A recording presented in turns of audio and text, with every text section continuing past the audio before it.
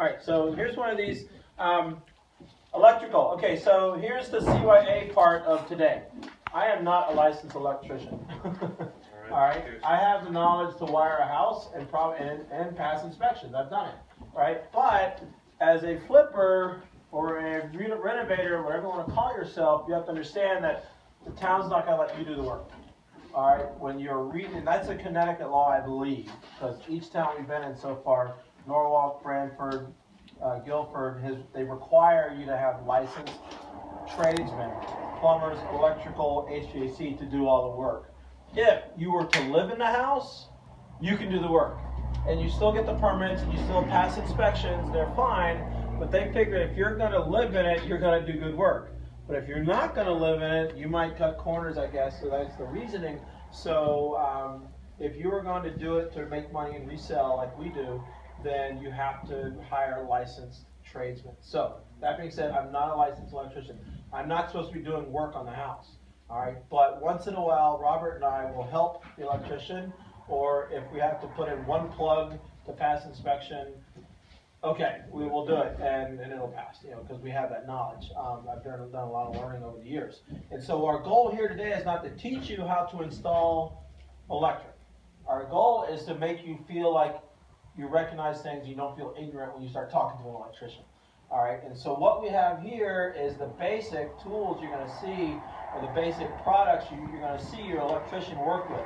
Or if you walk to a house that's got rough electric like we have upstairs, you're going to see. All right, so basically there's 3 types of wiring you're going to run into in an old house, all right, or a house. All right, here is the standard stuff. The trade name is Romex. It comes with different brand names depending on which supply shop you get into. It comes in 2 gauges primarily for a house, not for HVAC or a stove. That's a heavy gauge. But the standard wiring you're going to see in the walls is going to be 14 gauge or 12 gauge. All right, it's a little thicker, a little heavier, and whatnot. And it usually comes in bundles that look like this. It can come in bigger bundles or smaller bundles if you go to Home Depot or Lowe's or wherever. And if you want to look like a rookie, unwrap the whole thing.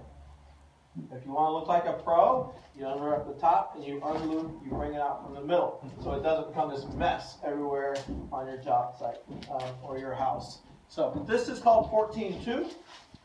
If you look at the label, 14.2, what does that mean? 14 gauge is the thickness of the wire, and 2 is the number of wires, not counting the ground. Exactly. All right, and so if you look at the inside of it, there's a white, which is called the neutral, and the black, which is the hot. It's not red, like some people think. The black is the hot wire, and the white is the neutral, and the bare one is the ground. All right. The difference, yellow and white, is the 14 and the 12. All right. This is a heavier gauge. It's for a 20 amp circuit. This is for a standard 15 amp circuit. All right. Again, I'm not licensed. I can't tell you the exact numbers, but for like a 14 amp or 15 amp system, 14 gauge, you can have like 12 to 15 fixtures, light fixtures, plugs, outlets, or whatever. Don't take that money to an inspector and argue with them, that number. But that's roughly what my electrician has taught me. But again, I don't worry about that. I let the electrician figure all that stuff out. I just want you to feel like you know what they're talking about when they start talking about this stuff. And so this also comes in different numbers of wires. There's 14.3 or 12.3, and even 12.4 we have here. So here's examples for you. Those are for you. There you go. You can take these home. You can frame them. Sit next to you, whatever. You can look at it. But if you want, you can feel the white. It's just more flexible because it's a lighter gauge than the yellow. And what you have there is 12.3, which is this stuff right here, in that it's got 2 hot lines running through it, the red and the black, and then one neutral. And what might that be used for? Well, used to we would run 2 different circuits on it.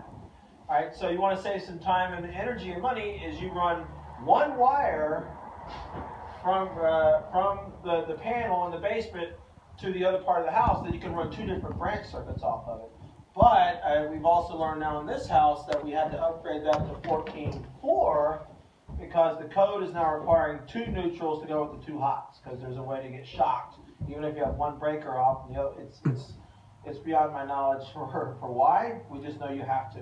And so you can still save time and money by running 1 wire from the breaker panel to another wing of the house for 2 different circuits, because here you're only paying for 1, 2, 3, 4, 5 wires instead of 6, and 2 sets of wires, and the labor to run 2 wires wherever you're going.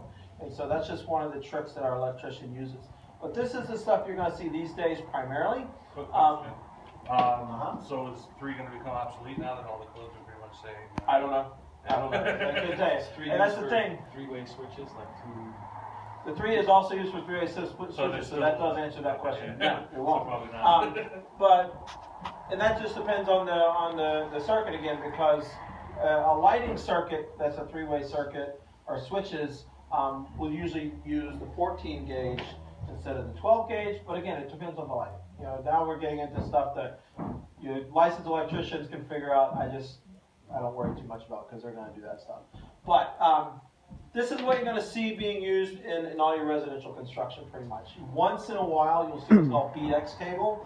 And we have a whole heap of that. Here, stay here. I can bring it back.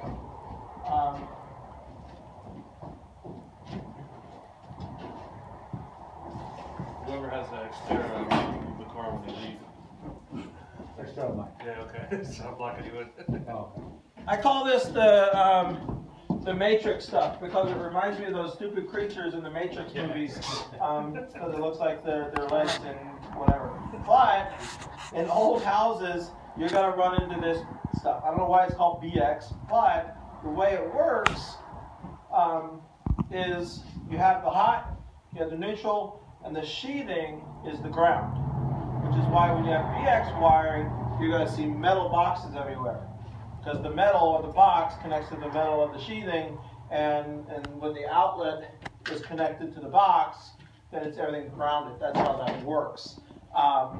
But in the older houses, you're going to see primarily this old cloth-covered BX, we call it, where the wire itself is covered with a cloth material.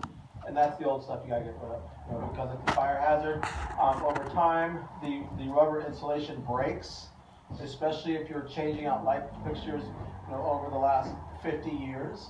And so arcing can happen, and that's where you get fires. But that's still copper wire, not. It's copper wire. Yeah, it's all copper filament inside, but it's just the old insulation cracks, and the cloth can catch fire. Now, there is modern BX. If you have a house that has BX in it, and you see that the wires are rubber cased, then chances are it's fine. Ask your electrician. But in fact, I want to say commercial code requires BX wiring.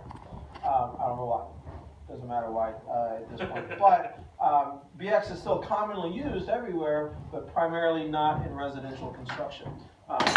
That we're pulling out. You'll still see some of it in some of the house here as we walk around. So when you're evaluating a house as a potential future flip, right? That's one of the considerations. You look at it, you're going to have to completely rewire everything. You see the BX or the cloth wiring. We will pull off the panel face, and any wires coming in, you'll know it instantly if there's cloth BX in there or not. Okay. Now, you can see coming in BX and Romex into the panel, but you can't see through the metal sheathing to see if it's cloth or not without taking a faceplate off a fixture or something. So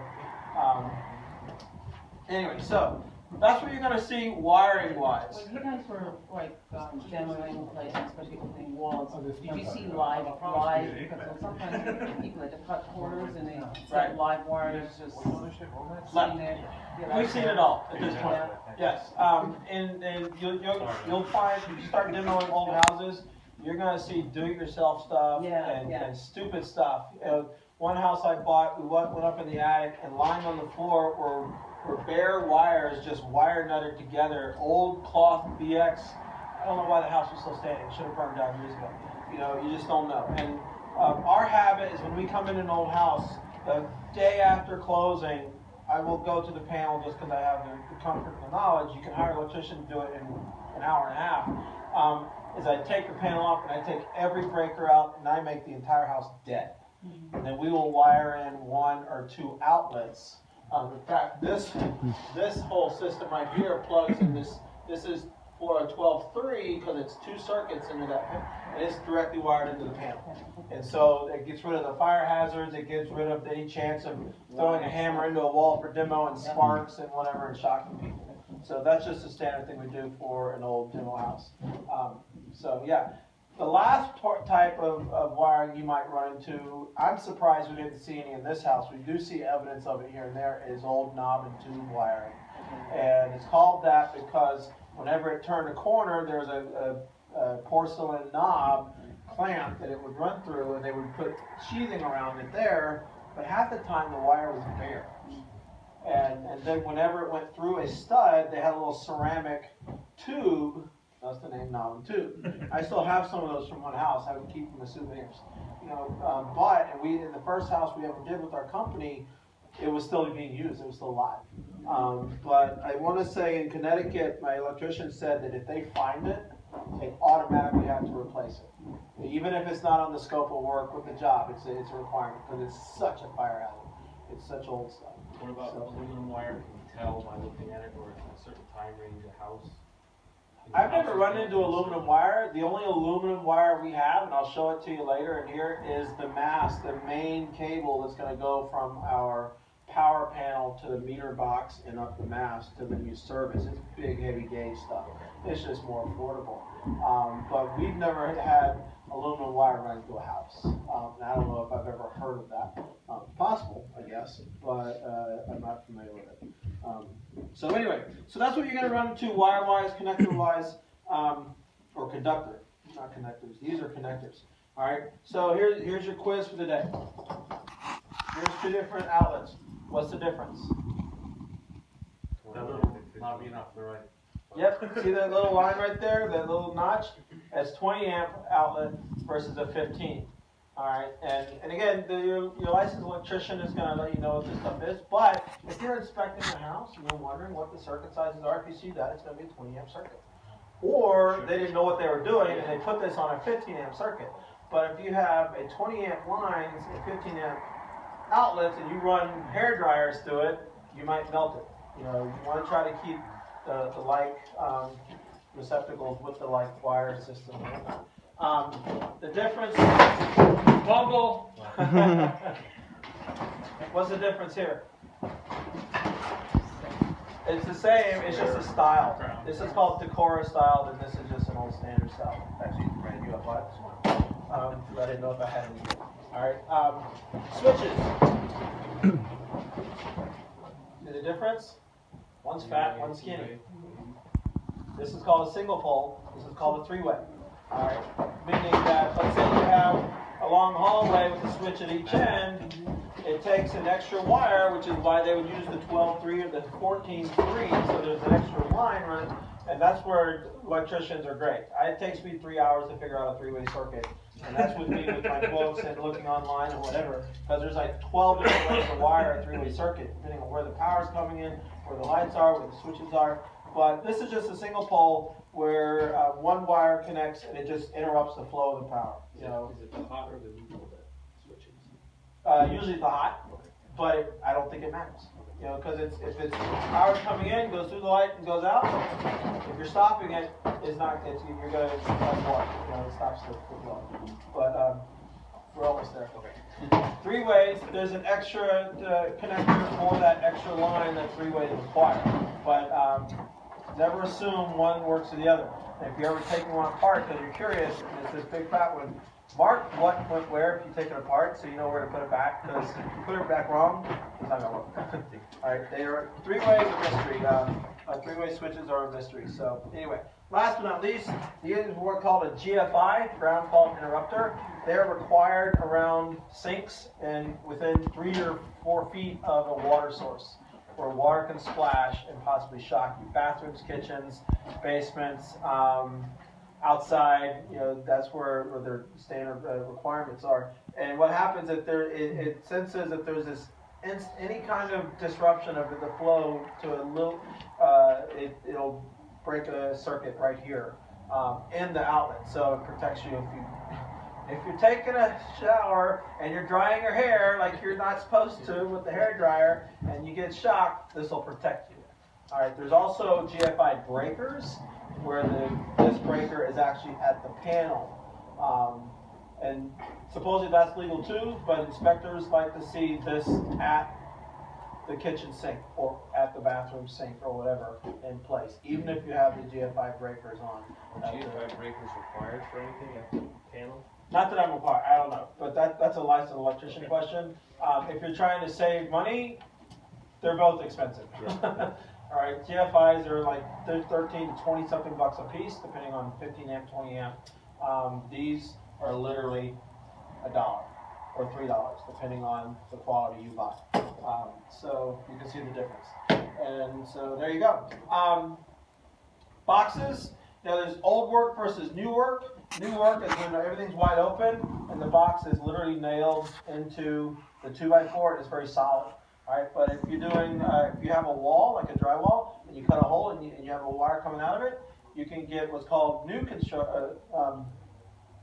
I get it right? Old work box, where you put this through the opening, and then when you turn the screw, the wings pop up, and it tightens it right against the drywall. They're not as strong over time because they're just fastened to drywall, right? Instead of nailed to a 2x4. Right, but this is Home Depot color, so if it's blue, it came from Home Depot. The gray ones come from our supply shop. We don't typically buy our electrical stuff, but we can help it from the big box stores. We get better service, better quality, and sometimes cheaper prices at our supply shops. And that's not just for electric, that's for plumbing also, to a certain degree. What else do we have here? If you buy stuff from Home Depot, these connectors, they come in different gauges. For the size wire, the number of wires. Again, that's an electrician's issue, but this is what you might see in the different sizes. The red ones here, this is the same connector, but this one has wings and has a little rubber thing, makes it easier for the electrician to use. All right, this is the Home Depot version. This is the Pro version. All right, same with these size, Home Depot version, yellow. The orange and blue one, same thing. It's got rubber and little wings. It makes it easier to work.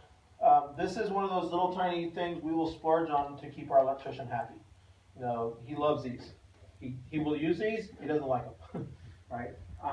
So it's worth the extra $50 for an entire house or two. Last, you see these connectors have a hole in them, and that's usually if you're connecting like 3 wires. And then you only need one to tie onto. So you can bring 2 other wires in, nut them together, and then loop this around and connect it, for example, to an outlet. Or if it's all the 4 ground wires coming into one box and you only need 1 ground coming out, that's what these guys are for. Staples, you're going to see different sizes. This is more for the size staple for your HVAC 10 gauge. Wires, you know, because they're pretty heavy, beefy and whatnot. This is your standard electrical staples. You can stack 1 or 2 wires under one of these by code. I forget the exact number, but anything past that, it won't hold very well. And that's when they require what's called a stacker. You'll see these put into a wall where they will nail it in here and then put all 4 wires. You're not going to see that today because we haven't run that much electrical yet, but usually in this house we'll run through about 100 of these, maybe, because the code requires X amount of staples or stackers per foot. It's not going to be 3 feet, there's got to be a fastener inside the wall. So there you go. Testers that you actually should own if you're buying houses or inspectors. One of these guys. You can get it at Lowe's or Home Depot. I suggest going to a supply shop like Brexel or Electric Wholesalers or Post Road Electric, whatever, and get one of these guys. Because then you can tell if something's live or not. The battery's dying because usually it goes beep when it doesn't. It makes noise. All right, it tells you it's live. All right, you can stick this in an outlet, it'll tell you if it's live, or just right up against the Romex. And see, it does make noise. Okay. And then this guy is what you'll see inspectors, especially for their final inspection. They'll walk around and test all your outlets. All right. And that is wired correctly with the ground because these two yellow lights are up. How do I know that? It's because there's a little picture that tells me that. I like to memorize this stuff. But if you're looking at a house that you think about buying, or renovate or whatever, you can go around and check it and see what's working. And this little button is for testing a GFI. If you're in a bathroom, you plug it in and it says yellow, yellow, you hit that button and it'll test the breaker to make sure it's working on that. And these are like $5, guys. And these are like $8 or $12, all right? And usually you can buy them as a kit if you really want to. So these are handy to have if you're looking at houses. Other than that, that's mostly it. We have these little push connectors are really cool. I like these because they're faster. But again, I'm not supposed to do the work, right? But instead of having to twist tie wires and whatnot, you just press them in and they lock together, right? And so instead of twisting and then putting a wire nut on there and wear your fingers out, you just trim, press, done. They're very quick and easy. That takes the place of the wire nuts. Takes the place of these wire nuts, exactly. First time I saw these, they were inside our can lights that we're installing in the ceilings. And then I found them at the local supply shop, and they're completely legal to code. More expensive? A little bit, but I mean, these are like what, 4 cents a piece, and these are like 8 cents a piece. You know, when you buy an entire container of 250 of them, you know, we'll buy, you know, the container of these for like 500, and they'll last for 2 or 3 houses. You know, we just throw all the extras into our trailer and take it to the next house. And we pull it all inside, and the electrician gives us our shopping list, which is what I gave you. It's kind of a checklist that we have. And so... Is that different gauge? Yes. Right. Like the red, the big ones, can handle like 3 or 4 12 gauge, but the smaller ones are for like 2 or 3 of the 14 gauge. Yes. And again, that's the electrical knowledge. I'm not going to tell you this many fit in that one, many fit in that one. To be safe, I'll use one of the bigger ones. You know, they work on the 14 gauge also. How about this one here? The connectors, they work for 12 or 14. And this one is for 4 wires, and this one's for 3. So you can, you don't have to use the bigger one if you're only using 2 or 3 wires. Does the electrician need to know each municipality's rules? Yes. Or is it stable? It's statewide national codes and whatnot, but this is something I learned in appraisal class the other night, is that every town can make adjustments to the code based on local conditions, regional conditions, or whatever color the sky is that day. I mean, I don't know. It doesn't always make a lot of sense. So it's more advantageous to work with a contractor who knows that town? Yes, I would think so. I mean, our electrician here, he lives in Stratford or Milford. He's worked for us all the way to Greenwich and all the way to here. And if all else fails, pick up the phone, call the building department. That's fine. You know, if there's a question about something, and I mean, I literally told our electrician the other day, I'll call and ask, because we don't always know the answer. It's because, like you said, some towns, the inspectors are different. If the inspector is 80,000 years old versus a young inspector, they might have different habits or different preferences. But for the most part, code is code. You know, GFI in the kitchen, GFI in the bathroom, that's going to be wrong. You know, the fact that we are renovating, our smoke detectors have to be hardwired into the panel. You know, so if one goes off, they all go off. You know, as opposed to an old house where if you don't open up the ceilings, a battery operated one, it's just fine. And so these are things we do. Good? All right, that's it for electric here. And we can go walk around and show you the other stuff. We can show you the electrical work done upstairs. We can show you some of the plumbing and the framing, because some of you guys in there haven't been here before. Good. All right.